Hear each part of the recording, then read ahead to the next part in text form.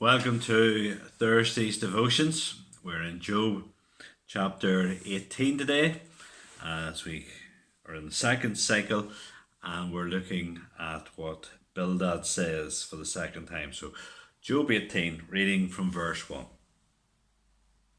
Then Bildad the Shuhite answered and said, How long will you hunt for words? Consider, and then we will speak. Why are we counted as cattle? Why are we stupid in your sight? You who tear yourself in your anger, shall the earth be forsaken for you, or the rock be removed out of his place? Indeed, the light of the wicked is put out, and the flame of his fire does not shine. The light is dark in his tent, and his lamp above him is put out.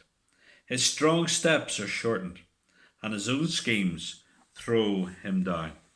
For he is cast into a net by his own feet, and he walks on its mesh. A trap seizes him by the heel, a snare lays hold of him, a rope is hidden for him in the ground, a trap for him in the path. Terrors frighten him on every side, and chase him at his heels. His strength is famished, and calamity is ready for his stumbling. It consumes the parts of his skin. The firstborn of death consumes his limbs. He is torn from the tent in which he trusted, and is brought to the king of terrors. Amen. Last night at midweek, we left Job in chapter 17 in the very depths of despair.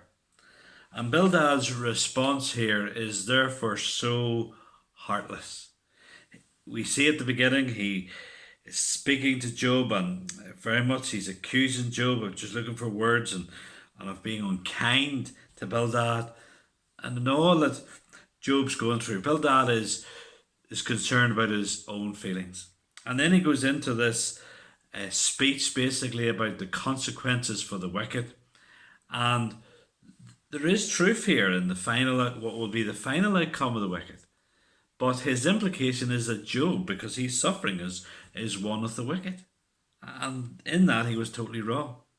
And so what he's basically saying to Job, who is in despair, as he goes into this speech about the wicked, he says, Job, this is you.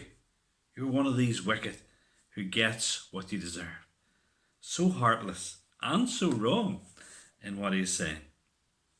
Derek Thomas, in his commentary, highlights 5 things that the wicked will suffer. That Bildad says here.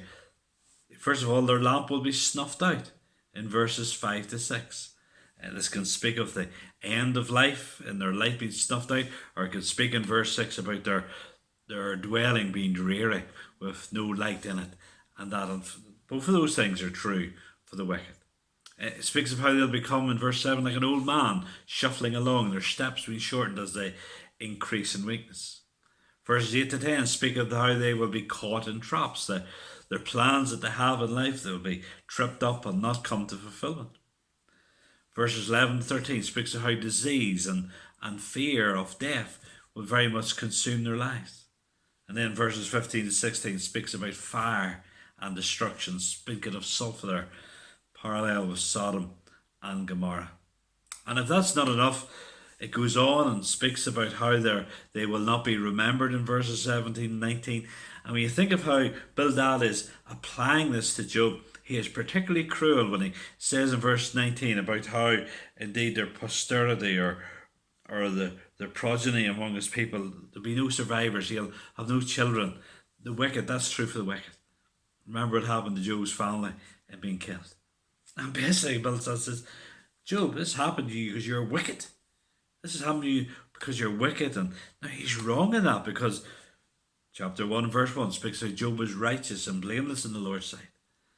But even if he's right, he was just so cruel in just this rant to this man who indeed has so much just in despair. And I think one of the things this teaches us is, while Bildad had a certain amount of truth, he had no love, he had no compassion. And in the work of the Lord, in the service of the kingdom, having the truth is not enough.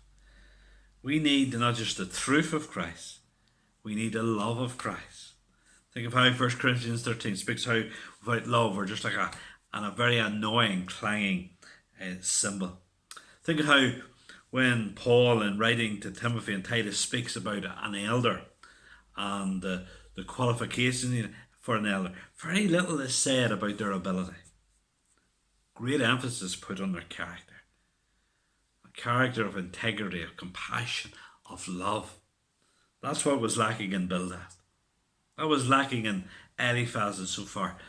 Job's friends, they had a certain amount of the truth and they weren't slow in saying it. But they didn't have a heart of a love or compassion for Job.